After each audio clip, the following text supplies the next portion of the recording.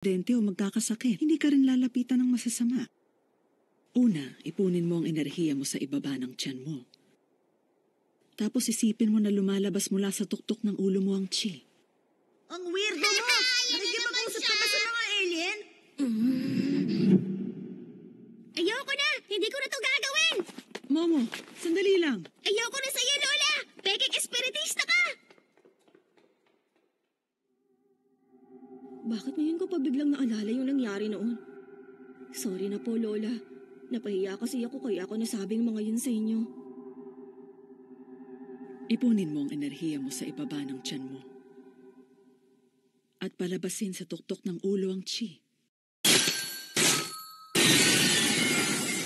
Ano? Seryoso? Ano? Isaya sa ibig sabihin may psychic powers ka? Ewan ko. Pati na ako nagulat din eh. Imposible. Natatalo niya ang psychokinesis powers ko. Paano nangyari ito?